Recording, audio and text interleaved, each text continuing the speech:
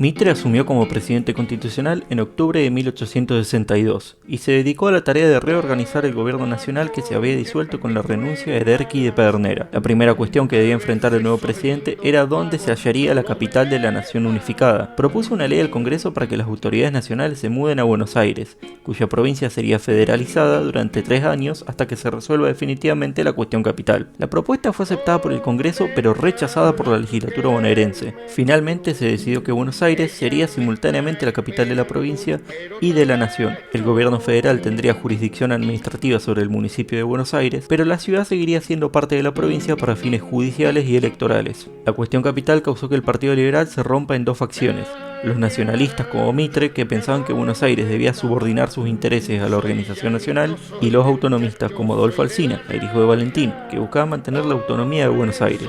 Por suerte, Mitre pudo mantener la lealtad de la provincia cuando el nacionalista Mariano Saavedra fue elegido como gobernador.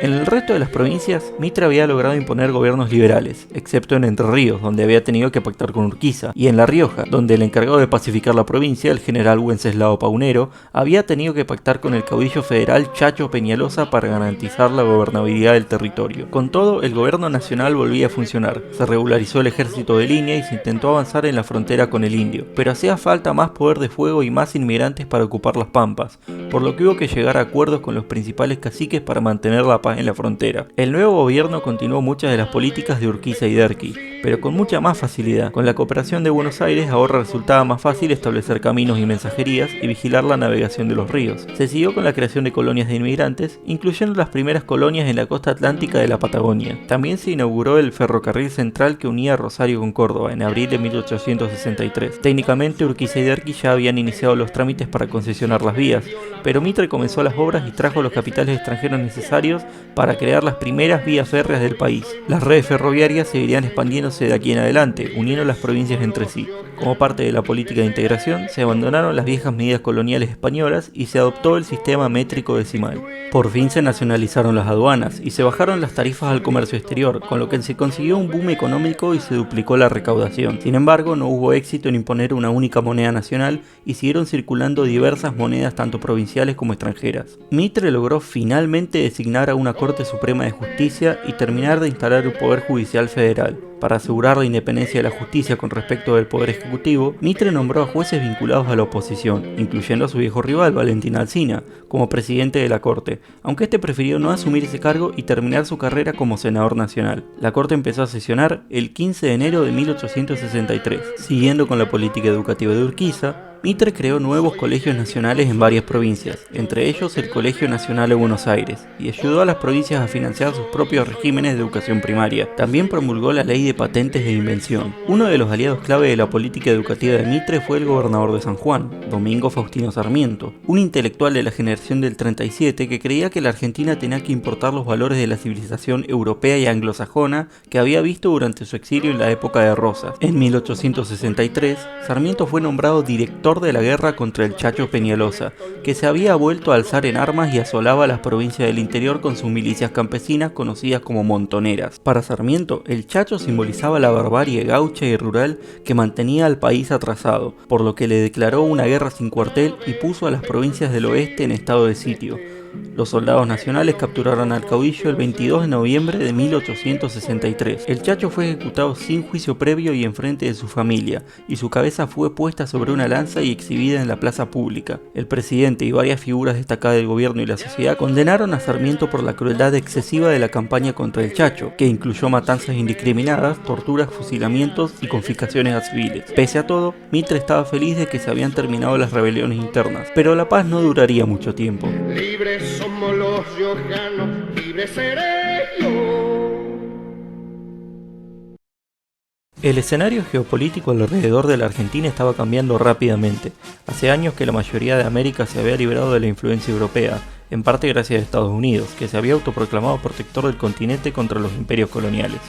Pero Estados Unidos había caído en guerra civil, permitiendo que varias potencias europeas volvieran a intervenir en sus antiguas colonias. Los países hispanoamericanos organizaron un congreso en 1864 en Lima para tratar de organizar esfuerzos comunes frente a estas amenazas, pero el canciller de Mitre, Rufino de Elizalde, no tenía interés en unirse a una alianza continental. Quería mantener buenas relaciones con Europa para atraer inversiones e inmigrantes, y tampoco quería crear un sistema interamericano que no incluyera a los Estados Unidos. Sin embargo, Sarmiento, que se encontraba como embajador en Chile y Perú, asistió al Congreso sin autorización del gobierno y se mostró a favor del proyecto de Organización Panamericano, así que Mitre lo tuvo que cagar a pedos y mandarlo como embajador a Estados Unidos. Pero había asuntos todavía más urgentes que atender en la zona del Plata. En estos años Uruguay era gobernado por el Partido Blanco, que había llegado al poder derrocando al Partido Colorado, obligando a varios de sus miembros a exiliarse en Argentina, donde tenían el apoyo de los liberales. Uno de esos emigrados era el general Venancio Flores, quien había luchado con el ejército de Mitre durante la última guerra civil. En abril de 1863, Flores organizó un grupo de exiliados uruguayos y voluntarios argentinos para invadir Uruguay y recuperar el poder. Oficialmente, Mitre no quería intervenir en Uruguay porque eso podría tensar sus relaciones con los federales, que siempre habían apoyado a los blancos, pero varios miembros del gobierno argentino y oficiales del ejército sí apoyaron a Flores. En 1864, Brasil, que también tenía un gobierno liberal, invadió Uruguay para apoyar a los colorados, provocando que Paraguay, que apoyaba a los blancos, interviniera invadiendo el Mato Grosso brasileño. Mitre intentó mantenerse neutral, tenía simpatía con los liberales brasileños y uruguayos, pero sus relaciones con Paraguay tampoco eran malas. Argentina había reconocido la independencia paraguaya hace apenas unos años, y los dos países todavía estaban negociando por la posición de sus fronteras. Tanto Brasil como Paraguay solicitaron permiso para cruzar el territorio argentino con sus tropas para invadir al otro, a lo que Mitre obviamente dijo que no.